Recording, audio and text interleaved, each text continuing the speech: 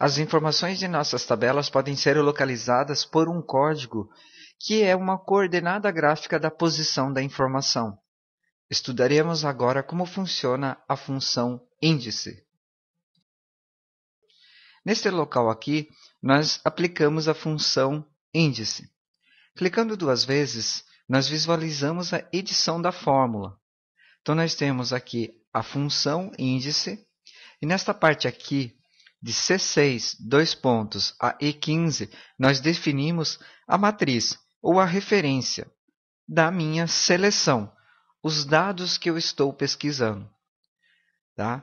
Então, eu tenho aqui o C6, que determina este canto, e o E15, este canto aqui. Perfeito. Depois nós temos um ponto e vírgula, e aqui o G18, ele é a definição da linha, informação de busca na linha. E o H18 é a informação de busca na coluna. Tá ok? O que nós temos que entender é assim, que nós temos uma coordenada gráfica. Então, primeiramente, a função na seleção vai buscar nas minhas linhas. Neste sentido, eu poderia colocar aqui do lado das informações selecionadas e ter esta visualização, descendo nas linhas, qual é o número da linha que eu quero localizar. Na sequência, nós teremos este movimento, que é um movimento lateral de coluna. Tá? Então, nós temos uma coordenada gráfica aqui na vertical por linha e na horizontal por coluna. A função índice, então, tendo essas informações, qual linha e qual coluna, segue e localiza uma informação. No caso aqui, o retorno da resposta ou o resultado da função é bananas, porque seguindo aqui da minha seleção a linha 2, como nós temos esta seleção aqui, a linha 2 está aqui. Dessas três informações, em coluna, qual que eu quero? A coluna 1. Então, ele localiza aqui. Então, é assim que funciona a coordenada gráfica para a função índice.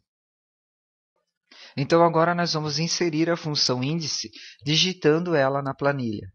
Eu vou apagar esta função que está aqui e vamos redigitá-la. Eu começo digitando igual e começo a digitar a função índice.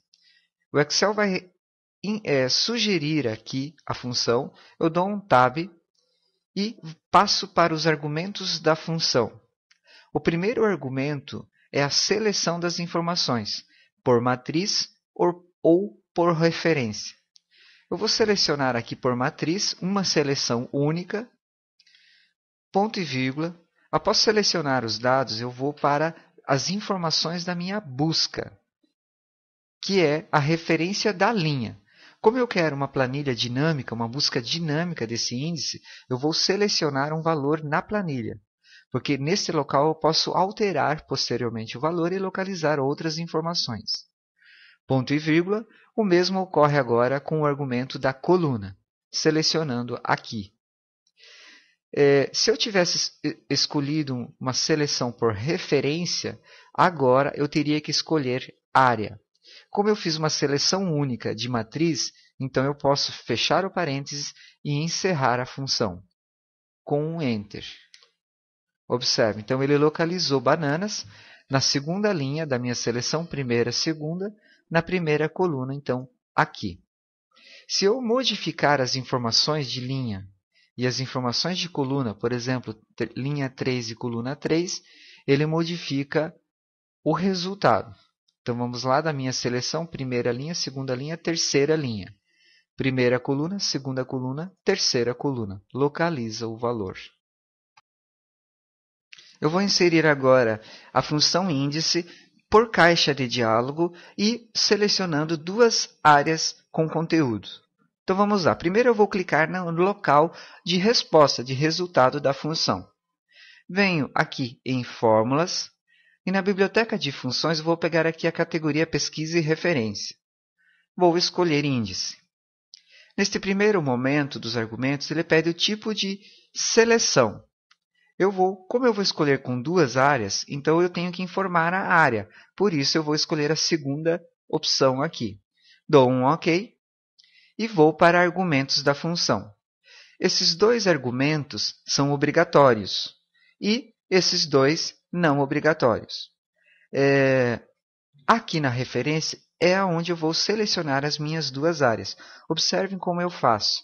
Eu seleciono a primeira área, seguro pelo teclado o Ctrl e seleciono a segunda área. Perfeito. Ó. Eu tenho, então, duas áreas independentes. Aqui, para que a função interprete como duas áreas, eu vou acrescentar um parênteses neste local. Perfeito. Agora eu vou para o local onde tem o número da linha, que é aqui.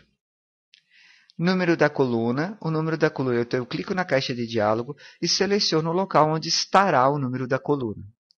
E a caixa de diálogo para o número da área e seleciono o local onde estará o número da área. Eu vou preencher aqui posteriormente.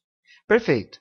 Apesar de dar esse alerta aqui de valor por causa do parênteses, a função vai funcionar corretamente. Vou dar OK. Perfeito. Vou acrescentar a minha área aqui. Área. E vou dizer que eu quero a primeira área. Perfeito. Ó. Então, a função aqui funcionou corretamente. Trouxe o mesmo resultado. Por quê?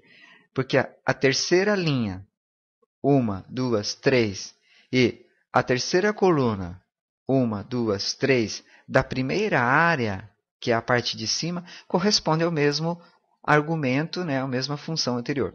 Se eu modificar a área, colocar para 2, o resultado é diferente.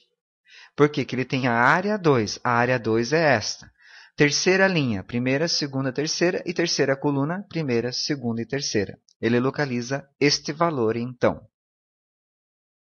Com a função índice, então, eu posso localizar informações numa planilha a partir de alguns valores que eu tenho que informar.